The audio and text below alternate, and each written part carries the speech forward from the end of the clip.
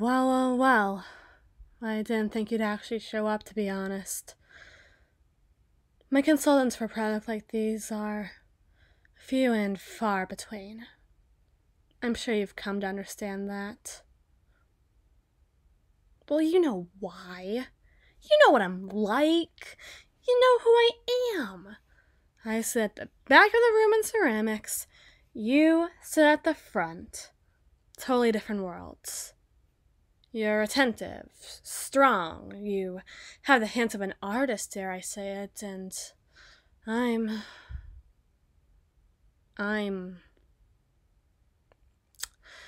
Well, I suppose that's why you're here.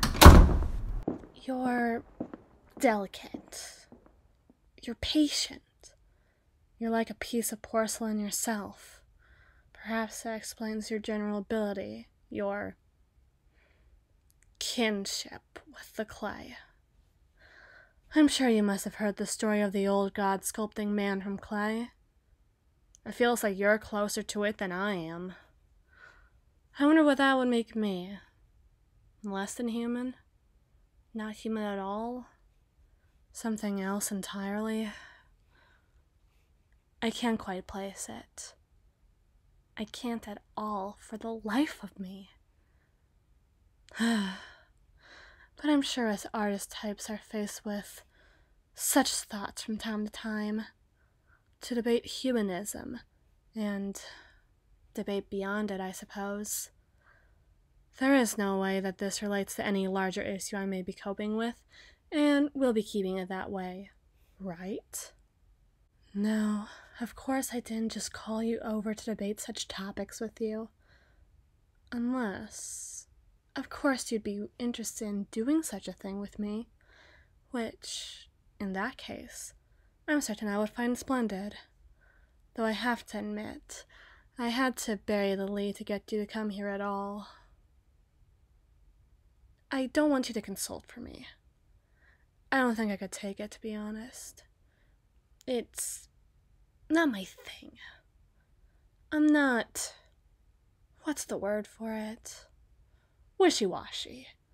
Like the rest of our peers, apparently. I stand for things, and I stand by my creations as things singularly my own. To have you consult for me would allow your grubby fingerprints to be pressed all over my piece, and then can I truly call it my own? No. I didn't call you seeking guidance. I called you, asked of you to model for me. The professor told us for our next project that we had to sculpt something from life. And, well, I chose you. Pictures wouldn't capture your dimensions as they should be seen. They're so flat, and frankly, there's no way to get a good one without you knowing of my intentions. So, I figured I might as well ask you outright.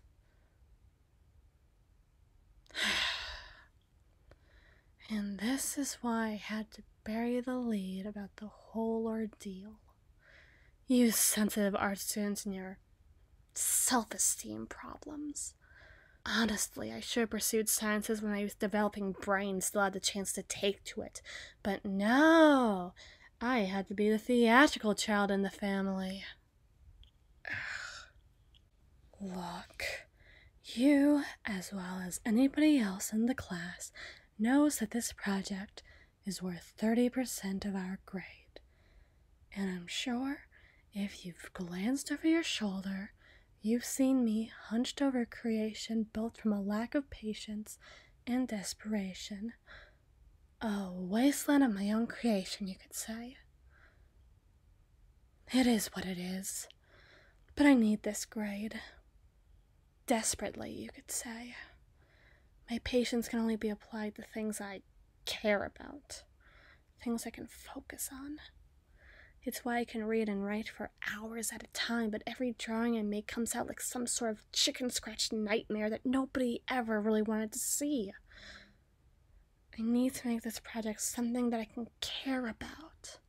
Something I can adore outright. and I simply must be proactive about that. How much feeling have you ever been able to evoke from something like a piece of fruit or a vase? Sure, it looks nice, but does it move you? Does it fill the hollowness that lurks inside the chalice of your mind with the wine that never empties? Unless Persephone's pomegranates were really as tasty as they say they were, then no. But the human form holds so much potential for beauty within it. Even a hand can tell you all the tales that need to be told.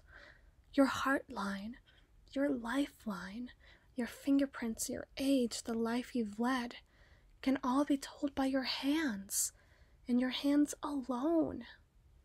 And I think there's something so beautiful, so poetic about that. If the hand can tell you so much, imagine how much the rest of the body can. The face, the eyes, the lips, the head, the heart.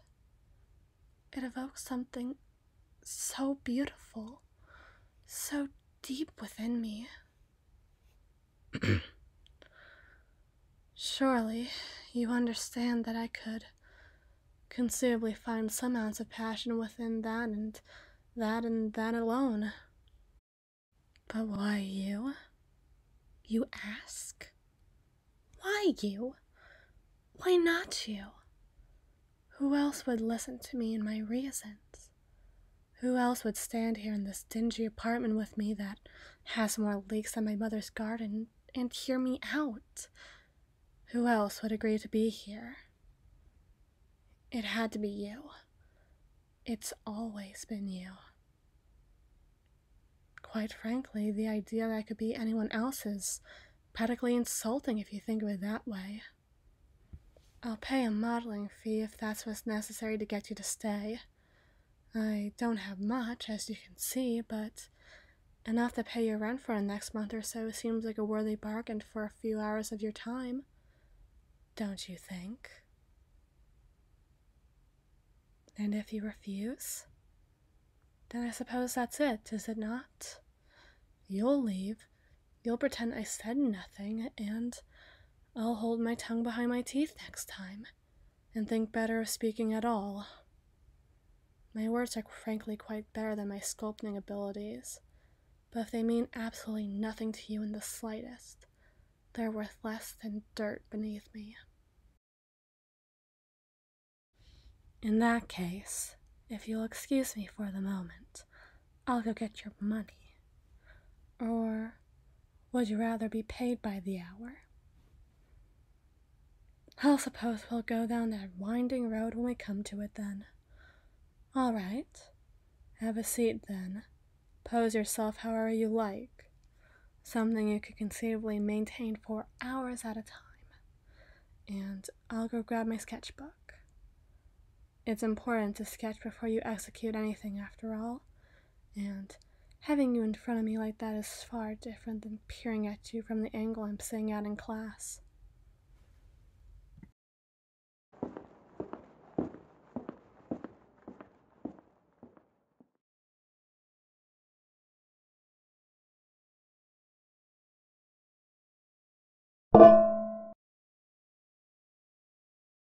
I never conceived of how much clay this process would really take.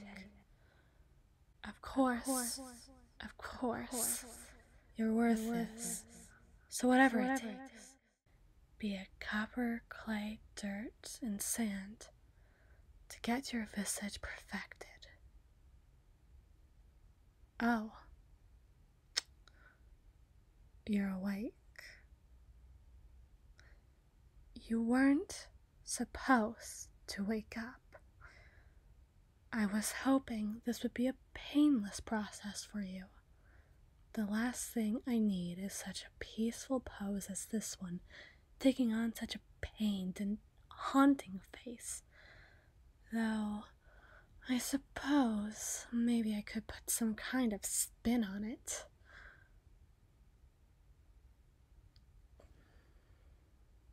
dear, you know not a thing about me, but you know me well enough to know that clay is not my medium. It's an elective class that's going to springboard me into getting the college credit I need to graduate early and head out into the world with only an art degree and 20 cents in my pocket. Though I know worse circumstances to find yourself in. Of course, I didn't expect someone like you to find me on that wayward path. And well, I just knew that I needed to find a way to keep you with me forever. To forever tie our strings of fate together and live in a harmony only we truly realize. But I knew that couldn't happen. I barely know you, and you barely know me. A life together would be a truly foolish endeavor and lead to a discordant, chaotic, misery-filled existence. And I simply cannot allow my life to go down such a path. Look at me. I got a bright future ahead of me, surely. But the fact of the matter is, I cannot live this life without you in it. I want this. I want you, and I don't want to lose you. So, I found myself a way to keep you with me forever. You are going to live on as a sculpture. Maybe I'll place you in the garden of my future house. Maybe you'll live on forever in my foyer. It doesn't really matter to me. What really matters is that I'll never know a life without you again, one way or another. I can just hear the professor now, commending the realism within my work, the way I was able to capture every last detail of your hair and your eyelashes, the fine contours of your nose and your eye bags, the slight divot of your collarbone.